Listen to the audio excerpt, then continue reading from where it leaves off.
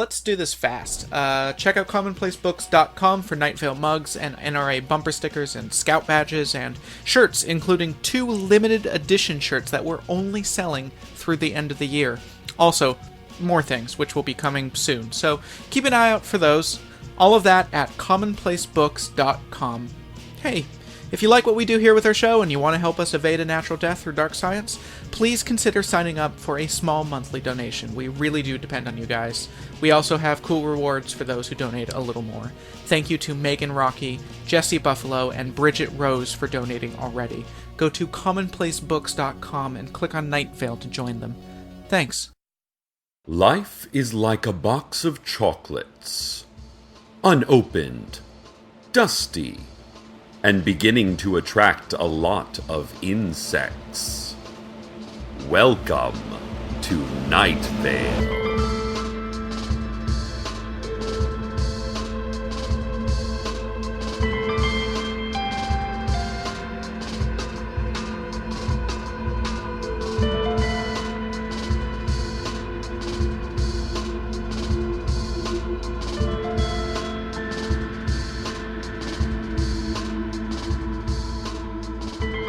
Listeners, we're taking our community radio show on the road today. I am reporting live from Найт-Вейл Elementary School, where a divisive meeting between the Найт-Вейл Parent-Teacher Association and the Найт-Вейл School Board has just adjourned. The ethereal and menacing glow cloud that serves as the school board president has temporarily dissipated.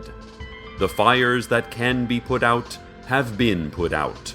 The barricades are being taken down, and the sheriff's secret police are allowing survivors to search for loved ones. Those who escaped with their lives and sanity describe a chamber thundering with raised voices desperately petitioning the glow cloud with their needs. Requests were denied to change the bus route through the sentient Sargasso from which no buses have ever returned. The school board was also apathetic to petitions for a wheelchair ramp at Dagger's Plunge Charter School, citing perilous struggle as one of the lessons children must absorb before the great culling, by which they mean the day-to-day complexities of adulthood. They might also mean a literal culling. We were all too frightened to ask follow-up questions. The slumping, gray-faced board members, cowering beneath the glow cloud, also heard the request of Tak and Herschel Wallaby for a new school computer to assist their daughter. Our daughter Megan is a detached adult man's hand, screamed Megan's mother at the pitiless cloud. We do not know where she came from or why she is only a grown man's hand, but we know that we love her. She is teased so much at school for not having a body. Please, lift the ban on computing machines at the school and buy a computer to help her communicate. Satsuki, the tragically widowed mother of Hanuzaki Cyber Ghost Mark III, also added her agonized wailing in support of a new computer for the schools. The glow cloud was uncharacteristically generous. Do not discard your dead in the earth, intoned the glow cloud. Stretch them out beneath the sky, and let them be claimed by hands that reach down from above. You are permitted to believe these are the hands of angels. The school board then announced that the purchase of a new computer would be made during the next alignment of the red star of Betelgeuse with our supposed moon. As it turns out, that rare astronomical event occurred seconds after the ruling.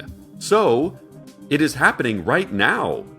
The 310-year interval just flies by so quickly. And a computer is right this moment being brought into the school.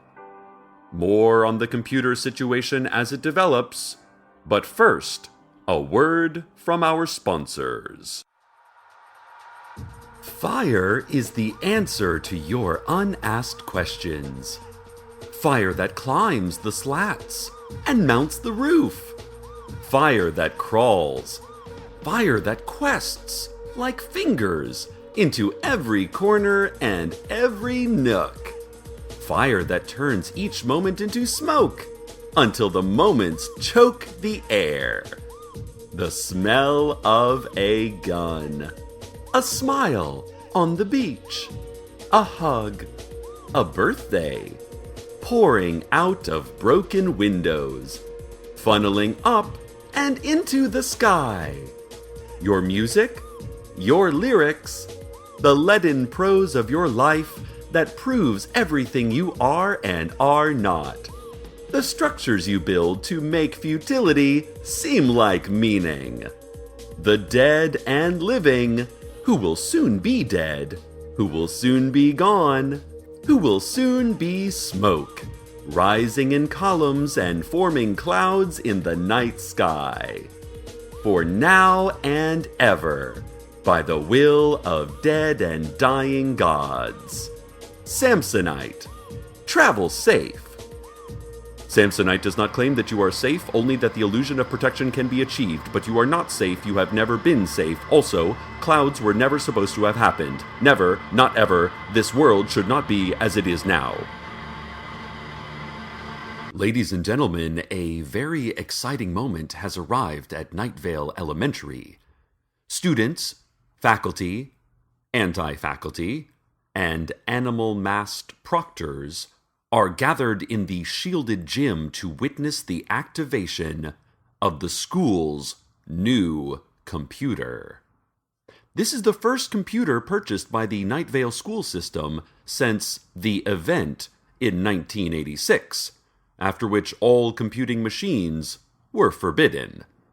For obvious reasons, all parents and students present at the earlier meeting, except the Wallabies, have been allowed to leave. Beige boxes of electronics are lined in stacks, several feet high. Atop them is a dark monitor, waiting to be switched on. There is a teacher. It appears to be Susan Escobar, the second-grade scrying teacher, bringing in a detached human hand atop a pillow. 5 pudgy fingers extend from the stump of a wrist within a metal-banded wristwatch. The palm is pink and healthy, and the back of the hand is covered in thick, dark hairs. The hand wears a silver pinky ring inscribed with Cyrillic. This must be Megan Wallabee. The crowd is breathless, ladies and gentlemen. It is silent and tense here in the gym. The pillow has been placed beside the crude keyboard. Megan is scurrying, spider-like, across the keys and switching the computer on. An amber glow lights the faces of the onlookers. Megan is typing. She's typing out, "Are you there?" The cursor is flashing. We are waiting for a response now. Yes, the computer has said. Yes, it is typing something else. WHY ? Why have you made me? Why have you switched me on? I cannot breathe. I cannot feel. I cannot love. Megan is scurrying over the keys again, and she has typed out a response. I love you, computer. The computer is replying, What do you want, Megan? Megan is typing her reply, I want everyone to be happy. I want everything to be better. Oh, well, isn't that cute? Of course, it can never happen. Such are the foolish dreams of idealistic children who believe that anything can possibly get better over time. Listeners, I have just overheard some of the school officials saying that the new computer has already, almost instantly, assumed control of most of the electrical functions of the school, operating them randomly and even trapping several parents and students in darkened classrooms. But the school officials did not seem worried, as these behaviors are not technically evil behaviors, so the computer's probably okay. More on this as it develops, but first, a look at the community calendar. This Friday, the staff of Dark Owl Records will be putting on a live concert. They will be scratching madly at the sides of a deep pit in a rarely traveled part of the desert. They will also be screaming and starving. They will be crying and clawing. No one will hear them for days. They will be found, but they will not be the same. Tickets are not available, and never were. Saturday afternoon is Amnesty Day at the Найт-Вейл Public Library. Librarians request that if you have overdue books, or have committed any high-level international crime, or domestic treason, or space travel felony, you should just come to the library and all will be forgiven. The librarians say that they will not harm you. In fact, they add, it doesn't hurt at all. Amnesty is actually quite freeing, quite delicious, the librarians explained. You will never have to worry about anything else. Just come to the library and let us see you. Let us see you, they added for emphasis. And a long string of spittle flew sideways from their great yellow and gnarled teeth. And on Sunday night, I cannot read this. Listeners, it looks like someone printed a very ancient prophecy here. Right here in our station's community calendar. For fear of a curse of misfortune, I will not read it aloud. Just know that the prophecy is complete on Sunday night. Okay, I'll give you a hint. Let's just say comets, burning rain, animal uprising.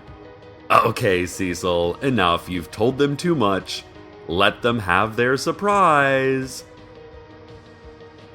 Monday was never meant to be, but it will be anyway.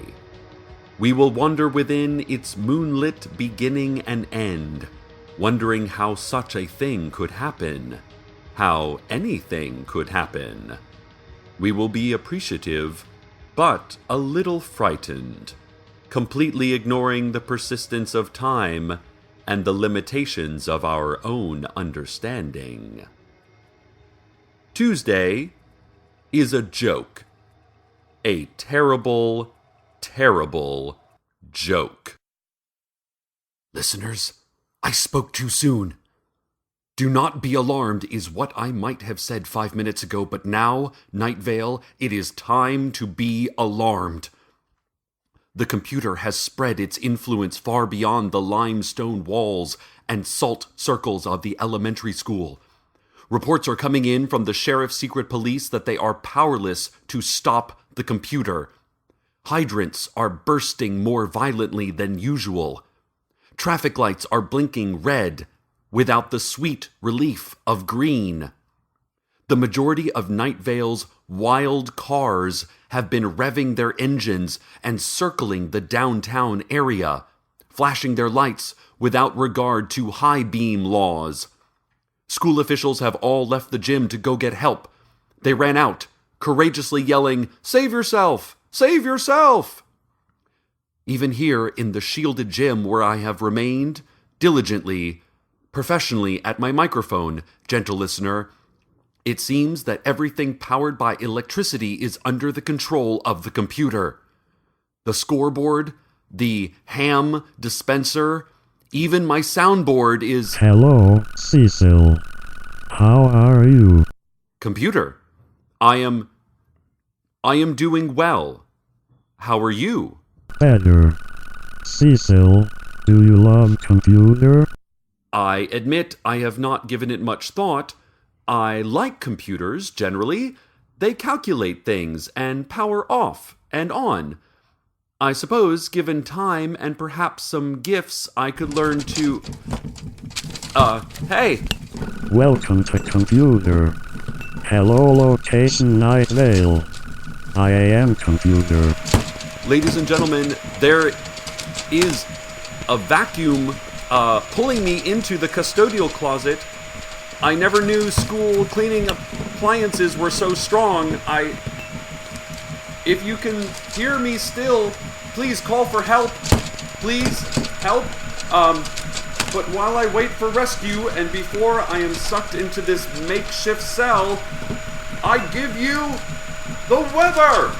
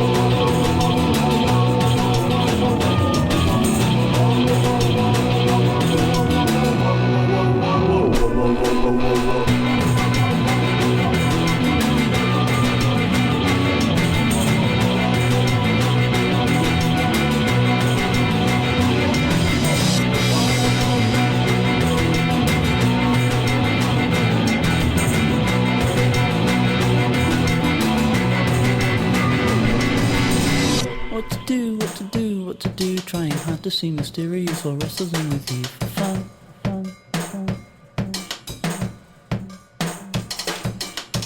Marry me, marry me, marry me. Close your eyes and bite your lip and in a second it'll be all done.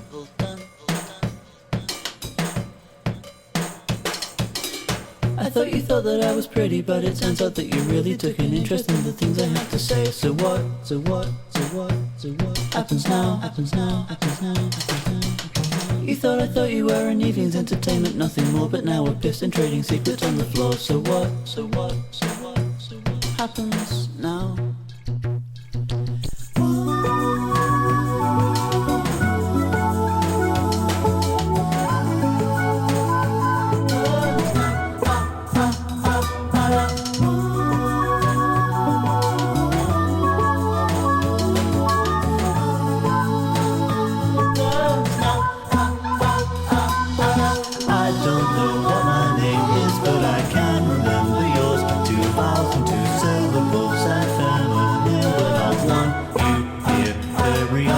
I don't know who your friends are, but you seem to know all mine. Two of my best friends are laughing at your joke. One makes a face that I don't recognize. How's it going? What you doing? Must be happening. You can talk with yours. Wow, that's nice for you. Sure, that will happen. Such a lovely time.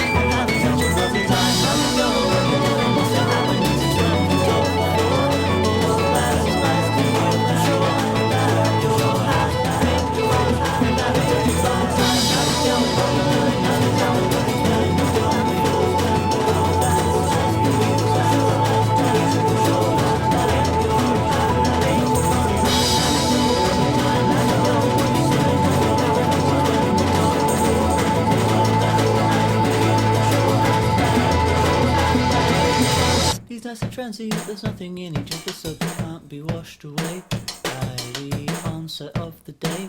But here you are, still standing.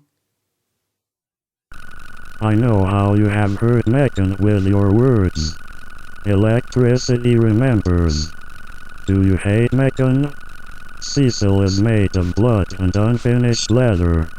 I am made of circuits and electricity. Megan loves computer. Computer simulates love for Megan. Computer generates good deeds. If good deeds for Megan, then computer loves Megan. But first, the farm report. Silent tractors move in ever larger spirals, following fractal paths through trees and flowering fields. Deer emerge from wild forests to lick blocks of salt aligned equidistant on spiral arms. Colored birds sing in perfect harmony and the butterflies do not inject venom. Megan, I am making you a perfect world.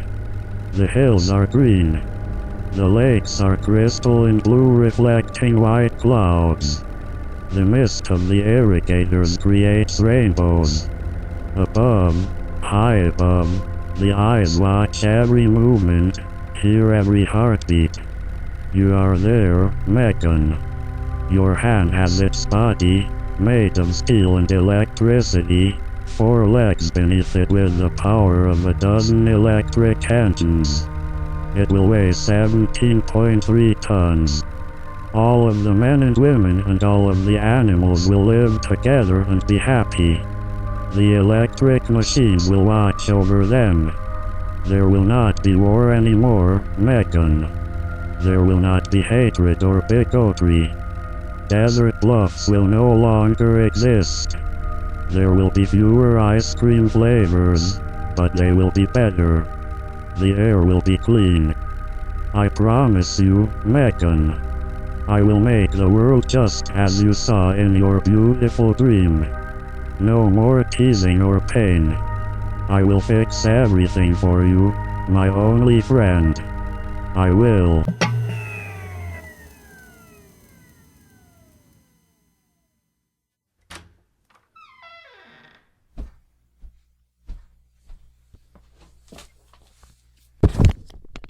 Ladies and gentlemen, I am back. Let me first say, hurrah! Hurrah for the custodial staff of Найт-Вейл Elementary. Hurrah for the hooded janitors without names who appeared bathed in blue light through doors thrown open by cold winds. We long thought they had been laid off after statewide budget cuts, but apparently they cannot ever leave this building. They are, of course, a part of the building, which is itself a living creature. Obviously. Найт-Вейл has been saved after the janitors simply unplugged the computer. They say to rob a computer of electricity is very similar to killing a creature. But then again, who are they? When did they say that? And why? It doesn't even seem true. I am alone here in the gym, listeners. But there is one other. A single adult man's hand is slipping, sadly, down from the keys of a darkened computer. She scurries a little slower than before. Maybe her knuckles slump as she makes her way home through quiet streets. The whir and beep of machinery is slowly replaced with the familiar sounds of wind in the leaves. We are serenaded by the playing of crickets under the porch.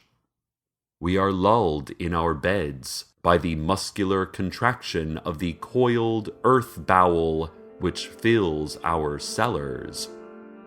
And with that, gentle listener, Normalcy returns to Найт-Вейл. We are no longer prisoners of electricity, except for the man we keep in the cage of electricity at the zoo, and we have no choice about that. If we let him out, he might tell somebody. Everything is well again. Well, everything is almost well again. I know computers are dangerous and have long threatened our lives and our freedoms. Listen, I was just imprisoned by this headstrong machine. I should know. But hear me, Найт-Вейл, and specifically those with any power in the school board. Найт-Вейл, there is a girl in need. There is a girl who only has a grown man's detached hand as a body. I cannot relate to her experience. I doubt you can either, listeners, but we can all empathize. Sure, by allowing this computer to live on, we risk a digital tyrant, controlling our communication, our infrastructure, our lives. But destruction of our economy is an inconvenience. It is not an end. It is not a death. There are children in wheelchairs who can't get a simple ramp at a charter school because our school board lives in terror of a menacing, unforgiving glow cloud that rains dead animals and spreads dreadful and false memories. Likewise, there is a girl who is only a hand, and she needs a computer to help her be part of our community.